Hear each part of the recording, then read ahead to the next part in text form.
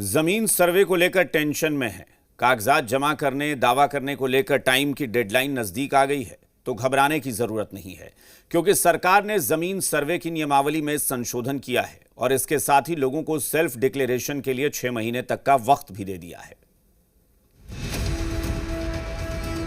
नीतीश सरकार ने बिहार में जमीन सर्वे को लेकर बड़ी राहत दी है। सर्वे के नियमावली में संशोधन किया गया है और लैंड सर्वे की टाइमलाइन को बढ़ा दी गई है। अब सेल्फ डिक्लेरेशन के लिए 180 दिनों की मोहलत मिलेगी। रैयत के दावा करने के लिए 60 दिन, दावों के निपटारा के लिए 60 दिन।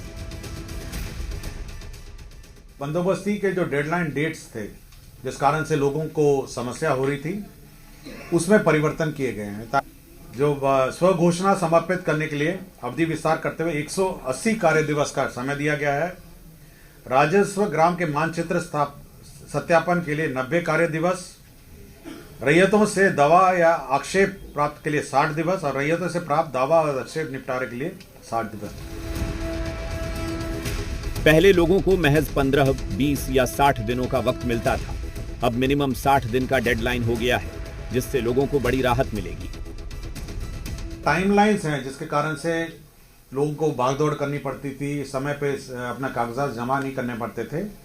उसके टाइमलाइन में संशोधन करते हुए 180, 90, 60 कर दिया है। जो पूर्व में 15 दिन था, कुछ 30 दिन थे, कुछ 60 दिन थे। वहीं बिहार में जमीन सर्वे को लेकर सरकार नया मसौदा भी तैयार कर रही है।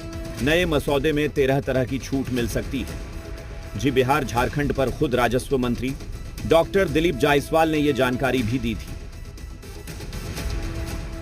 वंशावली पर अब किसी तरह का वंशावली की आवश्यकता पड़ रही थी और मैंने फैसला लिया कि वंशावली पर अब किसी तरह के कार्यपालक दंडाधिकारी या नोटरी पब्लिक से शपथ कराने की आवश्यकता नहीं है, क्योंकि जैसे ही वो एग्जीक्यूटिव और नोटरी में जाते थे तो फिर उनसे किसी तरह का दोहन होना शुरू हो जाता था।